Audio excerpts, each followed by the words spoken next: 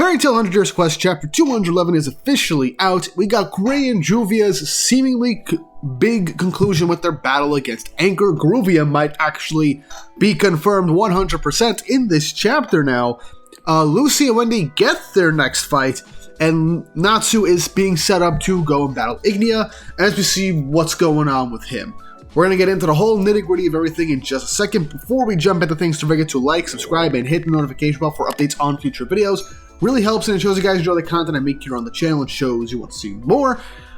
The last Fairy Tail chapter review that came out for chapter 210 did really well, like the best the chapter review has done in a long time. So like, if we keep that momentum going, that'd be very much appreciated if possible, especially because I'm planning to get to 50k subscribers by the end of the year, and we're almost at 38,000, so I do think we can hit that milestone by December. So let's aim for that big milestone. And speaking of milestones, if you haven't already, go and check out my second channel, GW Comics, where I talk about comic books. That channel is a little over 1,200 subscribers, and I do want to hit 5k by the end of the year for that channel. It's a passion project of mine. If you have any interest in comics, or just a general curiosity of what I could potentially be talking about, go and check out the channel in the description down below and the title card.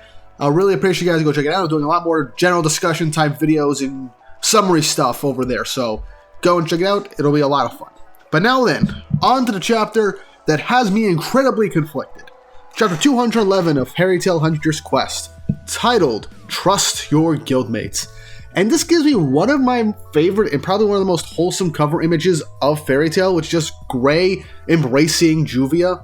It's really nice, and based off of the last stuff we've had over the last couple of chapters, with how their relationship has really been developing and Gray literally realizing how much he loves Juvia, this is very nice. And I need just like a concrete confession to Juvia's face by Gray, and then we'll 100% be done with any more teasing of GRUVIA, and they can just live happily ever after. But the chapter begins directly after chapter 210 when Natsu used the strongest Dragon Slayer ultimate technique move ever in the series, from what I can tell, to one-shot Rockbuild. Rockbuild is left smoldering on the ground as he exits his true Dragon King mode, as Natsu instantly goes to try and find out where Ignia is while Lucy and Wendy go towards him. He looks into the sky and sees a giant ball of fire as everyone is in complete shock, as in a double-page spread, we see the silhouette of Ignia in the center of this big ball of fire as being compared to the sun. And based off of this, one of two things is happening. Either A, Ignia is creating a sun with his body to seemingly go whole scorched earth, or B, he went up high enough into the sky that he is absorbing the flames of the sun itself to power himself up. Either way, pretty massive feats, because at minimum that would make Ignia star level in terms of just pure AP and being able to store enough energy in that, but also might end up kind of confirming a theory that many people have had about Ignia, that he might not actually be just a normal fire dragon that just got super powerful. He might have reached into the realm of being considered a sun dragon. There's a lot of like sun imagery for Ignia, especially with a tattoo on his chest. So him being a sun dragon would be really cool, and also be like a bit of an escalation in terms of like elements in terms of dragons, because we had the fire dragon, we had the hellfire dragon with Atlas, and now we have the sun dragon, or the sunfire dragon with Ignia. That'd be really damn cool. But yeah, Ignia is simply absorbing or creating a sun using his power, and Natsu rushes over to try and get to him. But then Wed shows up out of nowhere, using his sword as a crutch, saying that Ignia is going to burn the continent to the ground. And if you can't tell from this, Wed is seemingly going to be the fight for Wendy and Lucy to take on. Not an actual powerful threat, just a injured Wed that still has enough in the tank after, probably recovering a bit from the humiliation that Natsu put him through, to fight them, because he doesn't want anyone getting in his daddy's way. So, still kind of disappointing, because Fire and Flame became a major disappointment in the story, and yeah, I'm not exactly thrilled to see Wed back again, unless Mashima somehow does something interesting with this character, which I very much doubt.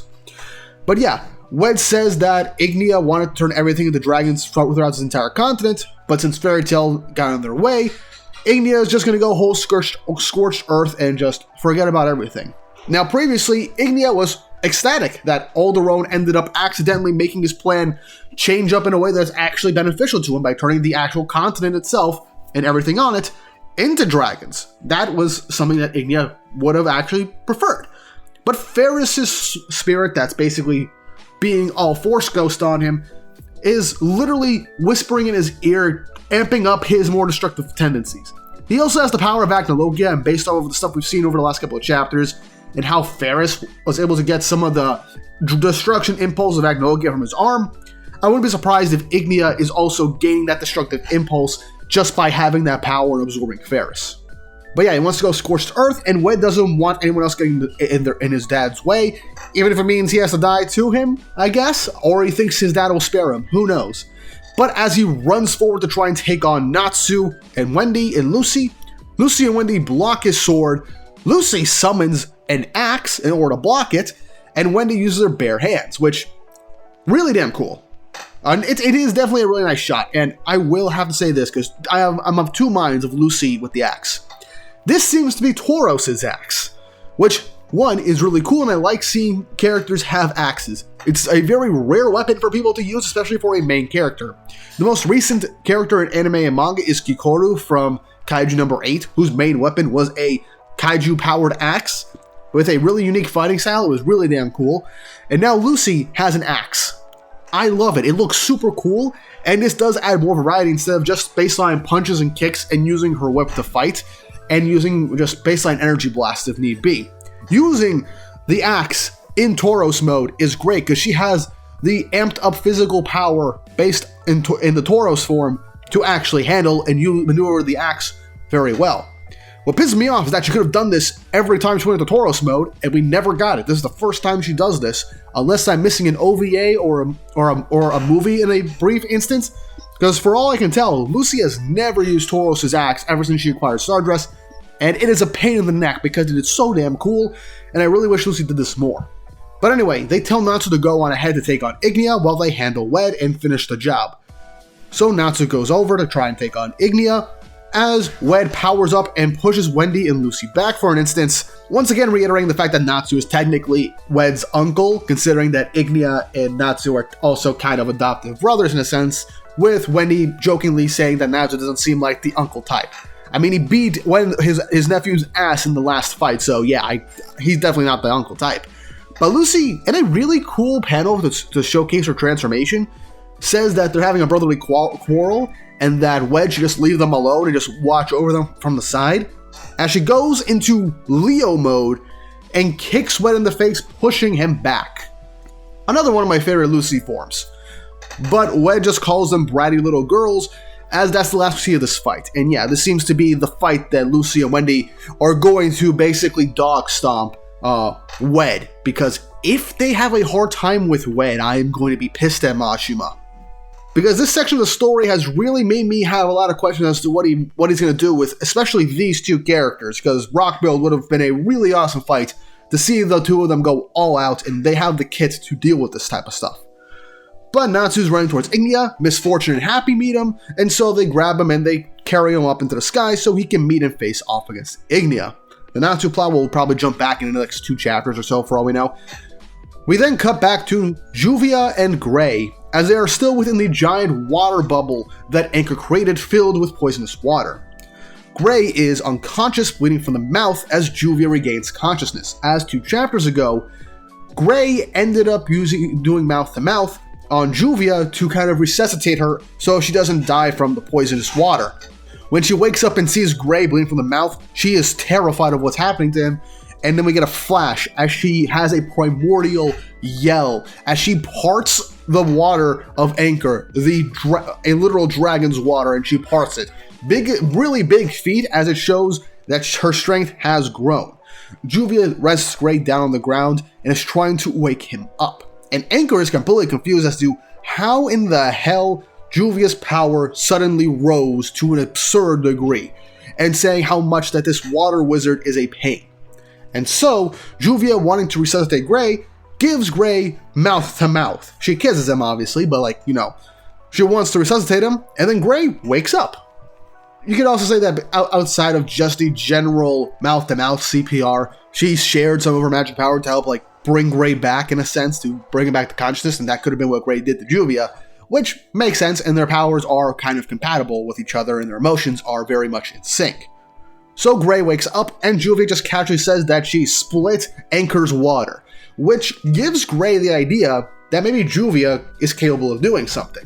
Most likely meaning to be able to counter Anchor's water magic now, since her power is strong enough, and since she is living water, she can probably manipulate water as well. Before they fully get their bearings back, Anchor is rushing towards them, with Gray asking Juvia if he trusts her, as she says yeah, she will always trust him. As they're getting ready for Anchor's attack and they counter, Gray says he's gonna borrow Juvia's body, but as he grabs onto her, he encases her in ice, as Juvia states that she never thought that Gray would make her with ice make magic. And in a flash, in a beautiful double-page spread, Gray and Juvia say that with his ice and her water, they'll destroy our Anchor's water. As in this double-page spread, we see Juvia has this giant, beautifully crafted and drawn armor of ice around her. The tiara, the giant giant fist gauntlets, as she rockets towards Anchor, smashing right into him, as in an instant, he is engulfed in ice and completely frozen solid as he screams out. As it seems, the battle has ended. Juvia asks Gray what type of plan in theory this was, but Gray just says he just kind of improvised, as Juvia hinted at this being the power of love, and Gray kind of going, I don't know, maybe? This is as close to a confession as you're gonna get, Juvia. Literally propose yourself if need be, because the man is way too much of a tsundere to fully admit his feelings after a massive win with the two of you locking in. GRUVIA as a ship has basically completely sailed at this point, even though I didn't get a full-on confession to Juvia from Gray. It's basically canon now, so I'm gonna count it as canon. But yeah, that's how the chapter ends. Now then, I've said my piece about Wendy and Lucy taking on Wed and how that is kind of a disappointment, and if Mashma gives them a hard time against Wed, who is already injured and bruised from a previous fight and is no longer dragonized, I am going to bitch about it because it is ridiculous. And the last fight with Rockbuild would have been the perfect fight for the two of them. And now Natsu is going out to fight Ignia now, which I kind of hoped would have waited a little while. But now Ignia is seemingly getting the power of the sun or creating the power of the sun. It's not clear whether or not Ignia is making a giant sun with his power or if he's absorbing the flames of the sun while being incredibly high off in the sky. That's something, so we'll have to wait and see for a proper explanation when we come back to Ignia's perspective. Lastly, with Gray and Juvia. I know people are going to be upset with this fight with Anchor, because I technically am also. Well, I like the moment of Gray and Juvia effectively doing a brand new UNISON raid, with Gray basically using Juvia's water that works well and amplifies his ice magic to essentially craft Juvia some insane armor that on contact with Anchor's water will freeze him up is really cool, and the fact that both of their emotions and love for each other is essentially resonating and they trust each other fully, it is effectively a UNISON raid as they're combining their magic powers. But either way, the way this was done feels like it should have been elaborated more, because the only real way I see this actually, making sense is based off of the context clues of this fight, because Gray didn't do the same thing he did against Viernus, where he uses ice make magic to seemingly create a new type of magic that would work on Viernus, and he didn't seemingly do that with Anchor, like how he created black ice that would affect Viernus. And he doesn't have his Dragon Slayer seal on him, because at least with Viernus, he had the Dragon Slayer seal on him, so that he was able to have Dragon Slaying properties on his Devil Slayer magic and his new Ice Make magic and stuff like that. So him combining it with Juvia, it would have made sense if he had a Dragon Slayer seal on him, which would make Juvia combined with Gray dealing damage to Anchor make a lot more sense. But based off of how the fight was previously, the only real way you can make sense of this actually being able to injure Anchor is the fact that Juvia froze Anchor's water. Because I had to double check that panel, because it is clear that Juvia smashed into Anchor while he was surrounded in his own water, and afterwards the ice froze him in his own water. And based off of what we saw with Juvia previously when she fought, when she bounced back in between different geysers of water that Anchor made, she used that water against him, Anchor was weak to his own magic because it is dragon magic, and Juvia was using that and throwing it back at him. So Gray freezing the dragon water that was created with Juvia's help, who can manipulate water from outside sources, as we've seen multiple times throughout the series, and even in this arc when she fought one of the demons of Ferris. It all makes sense. It comes together.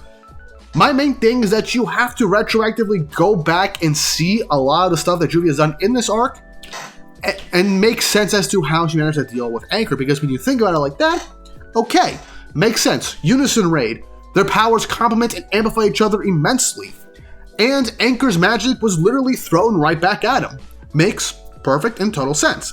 My issue is really the execution and how quickly this went, because I do feel like maybe adding the Dragon Slayer properties would have made it a bit more believable, but I just feel like the execution of this fight was done to kind of get the Juvia and Gray thing out of the way so we can move on to other stuff. Because I am satisfied with how they won at the end, because with all the context clues, it makes sense. But you have to think very hard on what we've seen in this fight and previous fights in order for things to make sense, because it's just, you have to put the pieces together yourself. You don't really get any full-on explanation, which is a problem in 100 Years Quest mainly, with how a lot of fights do tend to end. Sometimes it's a lot of plot convenience, sometimes it just is a thing and it works. It is annoying for me as a reviewer and a critic to really give the benefit of the doubt a lot of the time, but I do have to give flowers for at least being creative in some instances. Needless to say, I had a lot of issues with how this fight ended. Obviously, it was quick. I did want this to go faster, but it does make me happy that it shows that the only reason they won was because of Juvia, and also because the two of them love each other so much that it amplified their powers so that they can turn Anchor's power against them seemingly. So yeah, I can see this all making complete and total sense. I just wish it was a bit elaborated on with at least maybe one brief sentence to like complete everything together. But either way, this was still a relatively good chapter when you take a second back, and at least for the Gray and Juvia stuff, if I'm being honest with myself. And the hype up of Ignia making a son, and Lucy having an axe. But that's really all I gotta say. I enjoyed this chapter overall, but I do have my critiques and my grievances over it. But you guys let me know your thoughts and opinions in the comment section down below. What did you think of the chapter? Do you think things could have been better? Do you like that GRUVIA is basically canon now? And which fight do you think we're going to jump to next? Because I really want to see how Loxus or Mira is doing in their own respective fights and see how they're going to deal with that. Will you guys let me know in the comment section down below? And if you want to see a different video, check out whatever is on screen right now. Or go check out the playlist that's also on screen at this point to see if you find a different video that you want to check out. With all that said and done, I hope you all have an awesome day.